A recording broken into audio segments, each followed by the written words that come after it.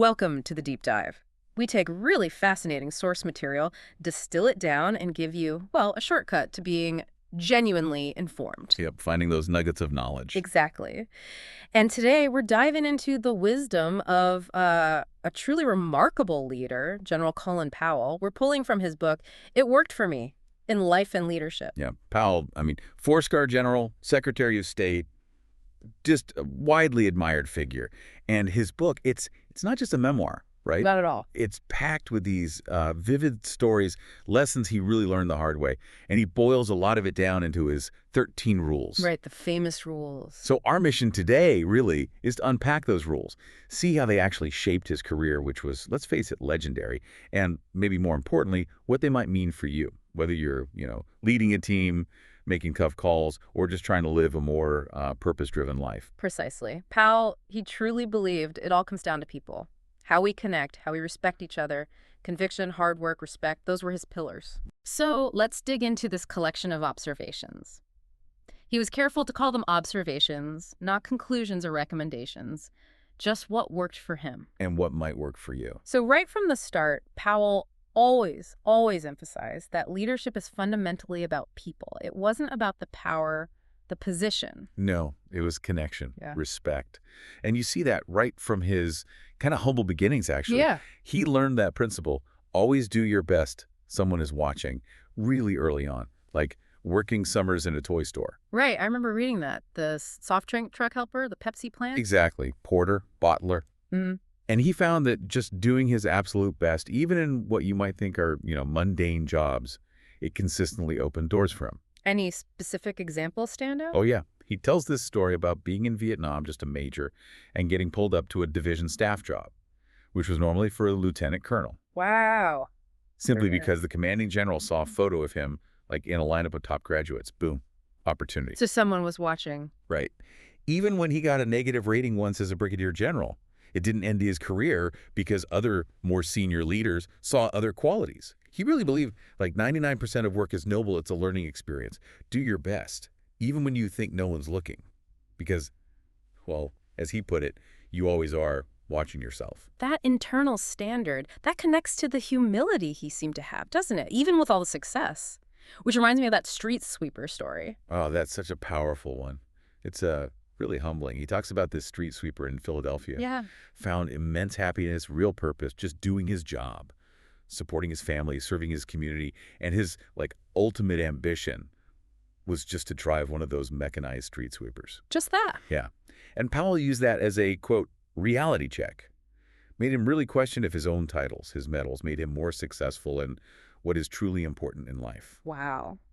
That really makes you stop and think about what success even means. Totally. And building on that idea, recognizing everyone's value, he was also huge on share credit. Absolutely. He saw how ceremonies often just focus on the commander, right? Yeah. But real leaders, their no success is a team effort. They share the glory. Like that story about General Emerson, the gunfighter. Yes. Lieutenant General Hank the gunfighter, Emerson. Powell admired him deeply for this.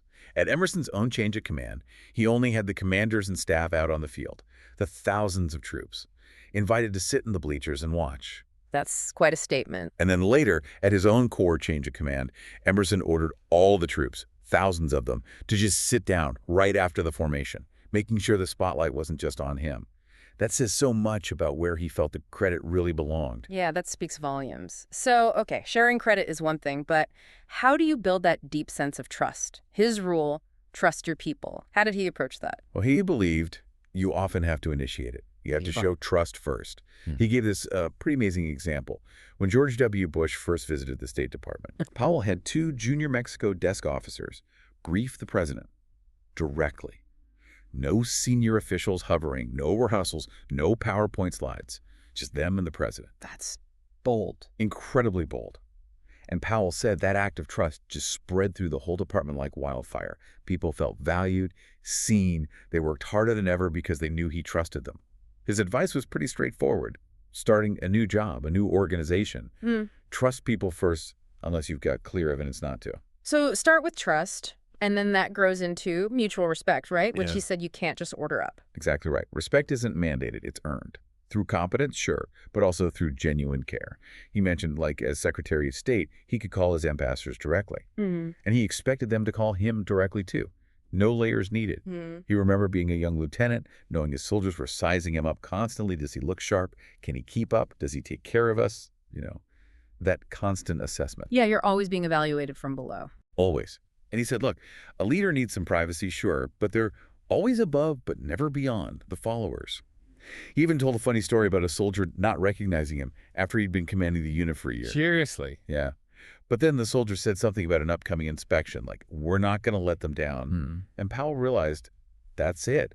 The mission, the commitment, it starts right there at the bottom, driven by that mutual respect, even if they don't know your face.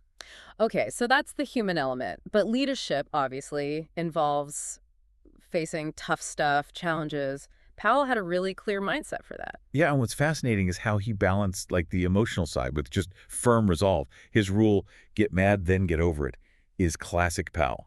Easier said than done sometimes. Totally. He's like, look, everyone gets mad, it's natural. But staying mad, not useful. He Yeah. brought up the French foreign minister, Dominique de Villepin. Oh, yeah, the Iraq War opposition. Right?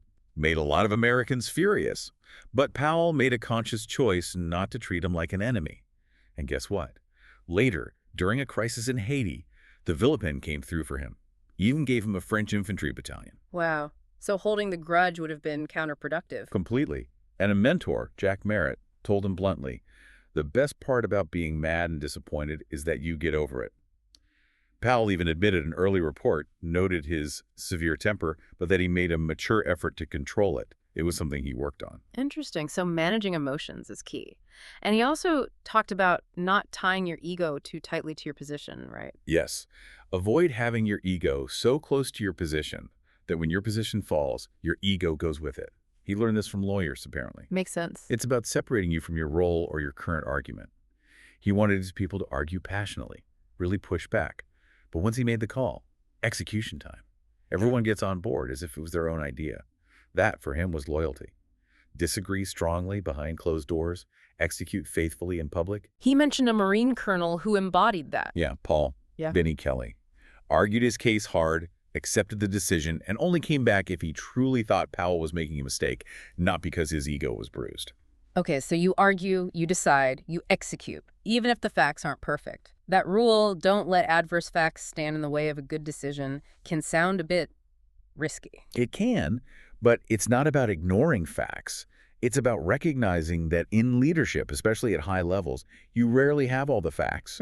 Great leadership often involves what he called superb informed instinct. Informed instinct. Okay. Think Eisenhower on D-Day, Grant in the Civil War. They didn't have perfect intel. They had experience, they gathered what they could, assessed options, and then they acted decisively based on that informed gut feeling. Did Powell have examples from his own career? Absolutely. 1989, coup attempt in the Philippines. The easy option might have been bombing the rebel airbase. Instead, he chose to just buzz it with F-4s, sent the message, avoided casualties, stopped the coup. It was about gathering info, weighing options, trusting instinct, deciding, and then executing forcefully. He had that great mind, too. Hope is a bad supper, but makes a good breakfast. Hope isn't a plan, but optimism fuels the action once you've decided. And you definitely can't let fear or negativity derail that action. Which leads right into, don't take counsel of your fears or naysayers. Fear is normal, he said. He felt it daily in Vietnam. Being tall made him a target.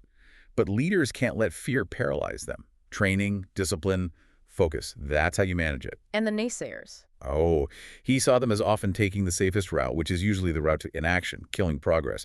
Listen to them. Sure, take their input, but don't let them dictate the course. Use your own fearless instinct. And fueling that fearless instinct is. Perpetual optimism is a force multiplier. Simple, but profound. It's the power of belief. Believing in yourself, the mission, the team. He compared it to military force multipliers, things like good comms or logistics that make a unit way more effective. Optimism, he argued, does the same for leadership. It just amplifies everything. Okay, so we've got the mindset. But how did Powell ensure leaders stayed grounded, connected to the reality on the ground, making effective decisions based on, well, reality? That's a crucial question, right? How do you cut through the layers, the filtering, and get the real story? His big thing was check small things. Check small things. Yeah.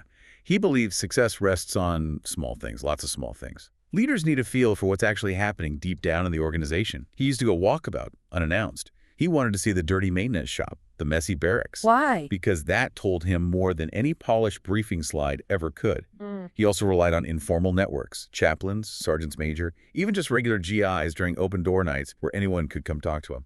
Getting the unvarnished truth. Exactly. He even told a funny story about trying to get flex time implemented when he was Secretary of State. Couldn't get it done through official channels. Then one day, he just asked some low-level employee who didn't even recognize him and got the real scoop on why it wasn't happening. Small things for the leader can be huge things for the employees. So find the real picture, down to the details, and in that search for ground truth, he definitely had a bias about whose view counted most. Oh, absolutely. His rule was blunt. The guys in the field are right and the staff is wrong. 70% of the time, right? Yeah, he admitted his bias was about 70-30 towards the field. Not that staff aren't smart or well-intentioned, but they can get detached from the gritty, practical realities of actually doing the job. He valued that frontline perspective immensely. And when things did go wrong, how fast did he need to know? Immediately. Tell me early. No ambiguity there. He told this intense Army story about a parachute drop that went badly wrong to hammer home the point. Full disclosure, right away, no surprises. Why was that so critical for him? He needed to hear all of it, not part of it, directly from his people. He didn't want to get blindsided by outsiders or stumble on bad news himself. He pointed to the Abu Ghraib scandal as a tragic example of what happens when senior leaders aren't told early enough. The damage just multiplies. Okay, so get the bad news early. But what about when the information itself is bad, like unreliable first reports? Yeah, that was another big one. Beware first reports. He used the classic Dewey defeats Truman example. Acting on unverified initial info is dangerous. He mentioned specific military examples too, didn't he? He did. The USS Vincennes accidentally shooting down an Iranian airliner based on a misread first report. All the false reports about Saddam Hussein's location or supposed death during conflicts. He developed a mental checklist. Does this make sense? Fit the context. How much time do I have? Can I confirm it? What are the risks of acting too fast or too slow? His advice: a deep breath is always a good first reaction. Don't jump the gun. That seems like really solid advice in today's information environment. Definitely. And beyond just handling information, he was passionate about getting people the right tools, especially technology. He called it changing the brainware. Brainware, meaning the mindset. Exactly. Changing the institutional mindset. He was apparently shocked when he got to the State Department in 2001. Found it stuck in the analog age, he said. Ancient Wang computers, barely any internet. Seriously, in 2001? Yeah. So he launched this huge effort. Get an internet-connected computer on every single desk in every embassy, every office, within 2 years. Give the troops the tools they need. He led by example, used his own personal laptop constantly. He even told a story about winning an argument with the Russian foreign minister, Igor Ivanov. How? By quickly Googling a UN resolution number that Ivanov thought only he knew. Just proved the power of having info at your fingertips. But he also knew facts and intelligence could be slippery. Which led to his rules for intel staff. Right? 4 simple but crucial rules. Tell me what you know. Tell me what you don't know. Then tell me what you think. And always distinguish which is which. He knew sometimes a well-informed hunch could be more valuable than supposed knowledge. Okay, shifting gears a bit. Beyond the operational stuff, leaders need that bigger picture view, right? Vision, purpose, understanding their place, and knowing when to leave. Absolutely. And Powell's thoughts here, drawn from his whole career, are really insightful for anyone thinking about growth, personal or organizational. Have a vision. Be demanding. Vision, mission. He preferred purpose, didn't he? He did. He felt purpose was more active, more energizing. It's the destination of a vision, he said. And leaders must embed that sense of purpose in everyone so they see how their job, no matter how small, connects to something bigger. Like the Empire State Building example. Exactly. Where everyone, from the janitor up, shared the purpose. Make the building welcoming, make visitors feel awe. He challenged a credit rating company once focus on the positive purpose, helping people achieve dreams, not just the negative goal of cutting losses. And coupled with that purpose, demanding standards, always pushing for better and better, but making sure the standards were achievable. That focus on purpose definitely ties into the personal choices leaders face. His rule: you can't make someone else's choices. You shouldn't let someone else make yours. Such a fundamental point. Ultimate responsibility is yours, so the choice has to be yours. Don't let others push you into something that isn't right for you. He talked about army jobs he didn't want initially, like Deputy National Security Advisor. That turned out great. But he also turned down big money corporate jobs after state because his gut said they just wanted the name, not the substance. And the biggest example was probably the presidential run decision. Yeah, 1995. Huge pressure. But he reflected honestly, realized he didn't have that fire and passion needed. It was his decision, a tough one, but one he said he had no regrets about. So making your own choices, and when you are in that leadership role, being in the right place is crucial. Where on the battlefield, as he put it. Yeah, and that's metaphorical, mostly. It means being at the point of decision. He got this letter from George Kennan, the legendary diplomat. Wow. Kennan advised him the Secretary of State's main job isn't being a roving ambassador, it's being the president's chief foreign policy advisor, which means being in Washington. Powell traveled, sure, but only when truly necessary. He thought CEOs playing golf during the 2008 crisis was a perfect example of not being at the point of decision. Like he and Cheney during the Gulf War. Right. They were the public face, reassuring people, dealing with media, the front lines in that sense. But then they went back to their offices where the real strategic calls were made.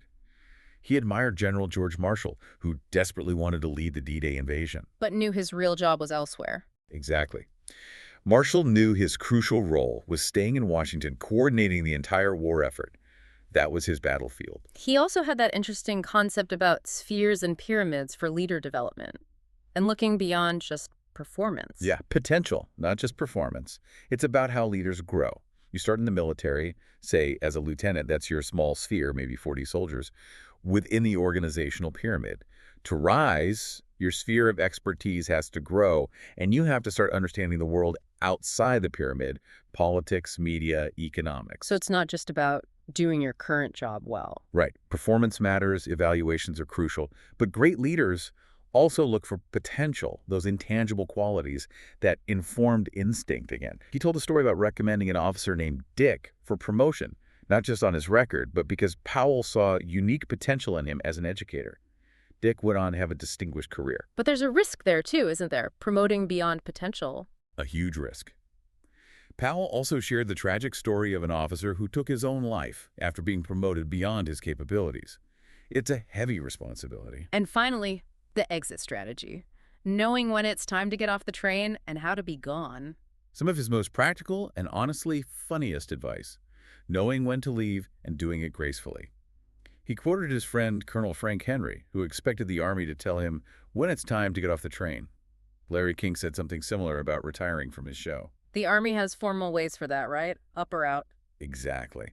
Powell himself was told by his boss if he didn't get selected for another 3-star job after 2 years, his retirement papers better be on the desk. And when you leave, be gone. How did he describe leaving a command? Hilariously. Suitcases packed in the car, mirrors adjusted so you can't see behind you, radio turned up loud so you can't hear the trash can covers closing on all your great ideas. He made a point of never calling his successors. Let them lead. Let them make their own mark. That really takes discipline. It does. You know, looking back at all these rules and stories, what makes Powell's wisdom so powerful isn't just the lessons themselves, but his willingness to reflect, even on the tough stuff, the mistakes. That self-awareness is key. And it leads to some really practical applications, like his understanding of the 5 audiences. Right, from the Desert Storm era, the first cable news war. Exactly. He realized every time he spoke, he was talking to the reporter, yes, but also the American public, foreign leaders, the enemy, and, crucially, the troops and their families, all at once. That's a lot to juggle. It is. He even shared this memo he wrote to his deputy, Cal Waller, after a press mistake, just full of practical tips. They pick the question, you pick the answer. Never lie, but be careful about being too candid. Don't predict. If trapped, be vague and mumble. Ah, classic. And he quoted Sam Donaldson. Yeah, Donaldson told him, General, when you're with the press, you are the only one at risk. I can never lose. A stark reminder. He was just as direct with his own staff, wasn't he, in What I Tell My New Aides? Oh, yeah. Very clear expectations. Open communication. Never hesitate to ask if you're unsure. Strict rules. Don't ever sign my name. Never keep anyone waiting on the phone. He actually insisted the main State Department line be answered by a human by the third ring. Wow. Attention to detail. Absolutely. And demanding ground truth. Have trusted friends call you when they think the emperor has no clothes? He preferred written info, too, said, writing encourages discipline. He even admitted to using a sort of torture technique of constant nitpicking with new aides. A torture technique. His words, not to be mean, but to get them up to speed fast, forge a winning team. Intense, maybe, but effective for him. He also had that great story about leading by example, getting rid of the swagger sticks. Ah, yeah, that's a classic. General David Shoup wanted Marines to ditch those kind of archaic sticks. Instead of banning them, he just issued an instruction. Officers are authorized to carry swagger sticks if they feel the need. If they feel the need. Exactly. The implication being, why would you need one? The sticks vanished overnight. Showed how exposing something as unnecessary can be way more effective than a direct order. And thinking through consequences. That story from his junior officer days, they'll bitch about the brand. Oh, that's pure gold. Teaches you about secondary effects. He was a young lieutenant, thinking about putting beer machines in the barracks for morale. Smart sergeant pulls him aside, says, "Lieutenant, putting machines in won't end the bitching. They'll just start to bitch about the brand of beer in the machines, except they'll be drunk when they bitch." Huh. So true. Taught him to really think through, is this a real solution or just wishful thinking? What happens next? He connected that idea to the aftermath of the 2003 Iraq invasion. See initial victories as success without enough accountability for what came next. You own the sheets, he said. No whining, no blaming. You're in charge now. Own the situation. Which connects to the Army's AAR system. Precisely. The after-action review, developed after Vietnam. A structured way to debrief, figure out what happened, what went right, what went wrong, how to improve. Crucially, it's focused on learning, not assigning blame. Own it, learn from it, get better. And that idea of owning the outcome, especially regarding military intervention, is central to the Powell Doctrine, isn't it? It is, though he stressed it was unofficial. But yeah, the core ideas.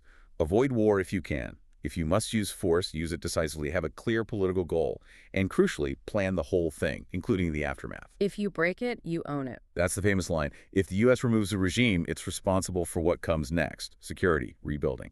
He felt strongly that in Iraq in 2003, not enough attention was paid to the owning it part, the aftermath. The U.S. didn't take charge effectively after the initial military success, leading to chaos, a painful illustration of his doctrine's importance, in his view. One of the most difficult moments related to that, of course, was his 2003 UN speech on WMDs. He was incredibly candid about that. Remarkably so. February 5, 2003, he called it a blot on my record. He revealed the initial intelligence case presented to him was, in his word, a disaster. His team had to work non-stop with the CIA to build something credible, rejecting claims, particularly some from the vice president's office, that weren't solid. But ultimately, No WMDs were found. He admitted his instincts failed him, that he should have sensed the problems earlier. It was clearly a heavy burden for him. But he learned from it, became even more demanding of intel analysts, sharpened his skepticism towards experts who claimed absolute certainty. It's a powerful example of accountability. even amidst these huge global issues, he found lessons in smaller diplomatic moments too, like Parsley Island. Parsley Island. It's almost comical, but deeply insightful. He mediated this tense standoff between Spain and Morocco over this tiny rocky island, barely the size of a football field. How did he solve it? Logic, diplomacy, and a bit of cleverness. He got the foreign ministers talking.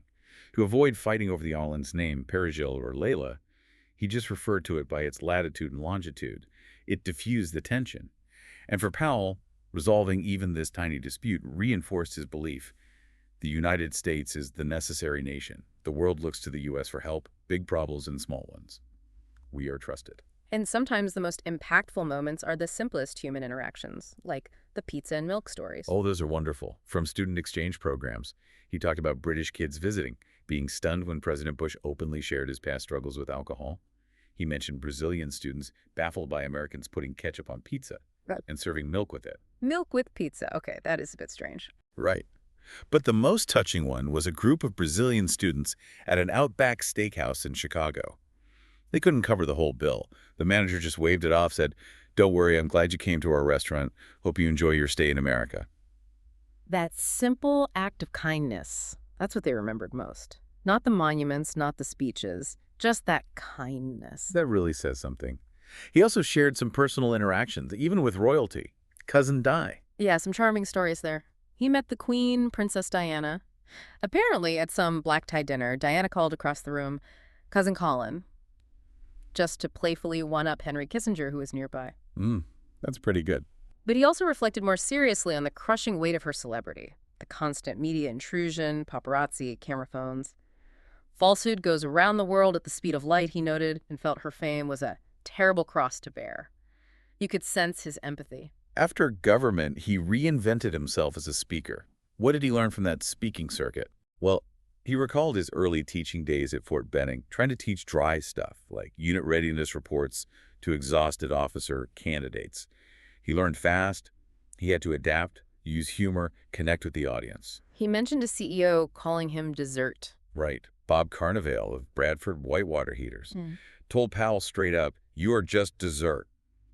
Meaning, the real point of the sales meeting was the sales training.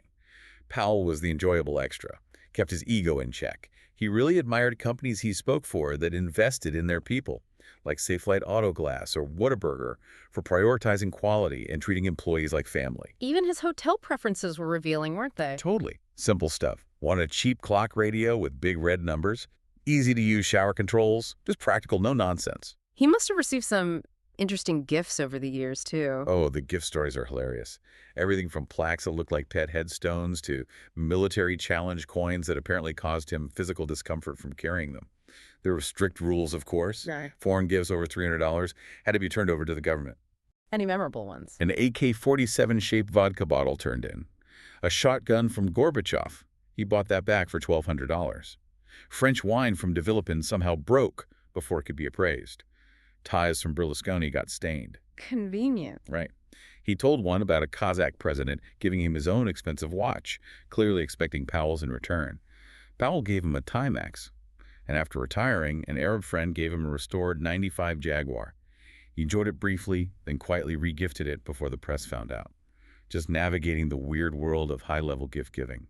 Through all this, all these experiences, he never wanted to name the best and worst, did he? No, he refused. Said it would diminish all the other influences, the good, the bad, even bullies in the street or indifferent teachers. He always highlighted people like his first boss at the toy store, Sammy Fiorino, an immigrant who taught him poker and how to handle cops. His tough high school English teacher, Miss Ryan. His first Army Company commander, Captain Miller. It wasn't just the famous names. Not at all. He shared a story about a young Japanese student, asking if he was ever afraid or afraid to fail. He answered honestly, "Fear and failure are part of life.